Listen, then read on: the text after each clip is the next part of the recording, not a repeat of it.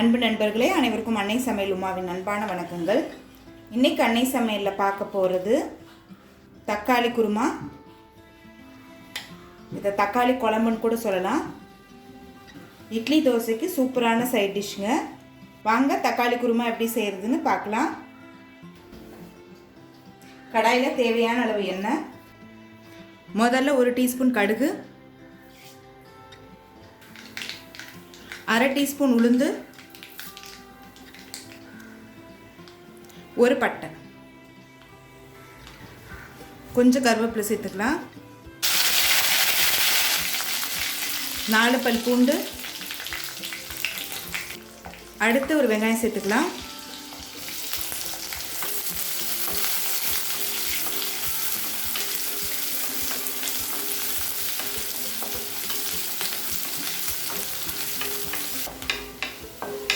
இப்போ வெங்காயம் நல்லா வதங்கிடுச்சு.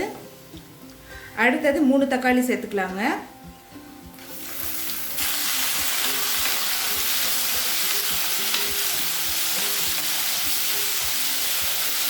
தேவையான அளவு உப்பு,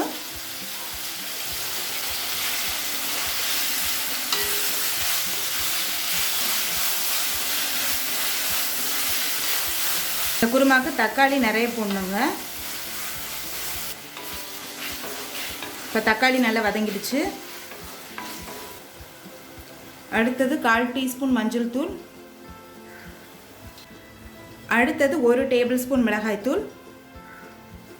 நம்ம தக்காளி அதிகமாக போட்டிருக்கனால நான் காரம் கூடுதலாக சேர்த்துருக்கேங்க. நீங்கள் விருப்பப்பட்டீங்கன்னா கொஞ்சம் குறைவாக போட்டுக்கோங்க. 1/2 டேபிள் ஸ்பூன் தனியாத்தூள். இப்போ மிளகாத்தூள் வாசனை போக 1 நிமிஷம் வரைக்கும் நல்லா வதக்கிக்கலாம்.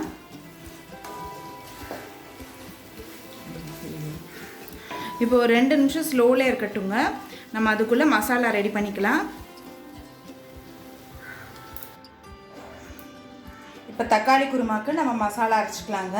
1 டீஸ்பூன் சோம்பு, ஒரு சின்ன துண்டு இஞ்சி, 1 டேபிள் ஸ்பூன் பொட்டுக்கடலை, 1 பச்சை மிளகாய், 1/2 கப் தேங்காய் துருவல்.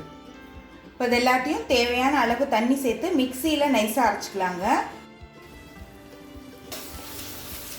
இப்போ மிளகாத்தூள் வாசனை போக நல்லா வதக்கியாச்சு.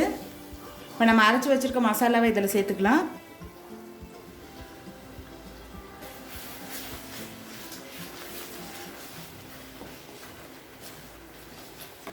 இது கூடவே 1 கப் தண்ணி சேர்த்துக்கலாங்க. இப்போ நல்லா மிக்ஸ் பண்ணிக்கலாம். இப்போ தேங்காய் சேர்த்துட்ட பிறகு ஒரு 5 நிமிஷம் ஸ்லோவில் இருக்கட்டுங்க. 5 நிமிஷம் கழித்து பாருங்கள், குருமா நல்லா திக்காயிடுச்சு. கொஞ்சம் கொத்தமல்லி சேர்த்துக்கலாம். இப்போ தக்காளி குருமா ரெடி ஆகிடுச்சுங்க. சர்வ் பண்ணிடலாம். இப்போ சுவையான தக்காளி குருமா ரெடி ஆகிடுச்சு. ரெசிபியை ட்ரை பண்ணி பாருங்கள், கண்டிப்பாக உங்களுக்கே பிடிக்கும். ரெசிபி பிடிச்சிருந்ததுன்னா வீடியோவை லைக் பண்ணுங்கள், கமெண்ட் பண்ணுங்கள், ஷேர் பண்ணுங்கள். இது வரைக்கும் அன்னை சமையல் சேனலை சப்ஸ்கிரைப் பண்ணலைன்னா சப்ஸ்கிரைப் பண்ணுங்கள். தேங்க்யூ.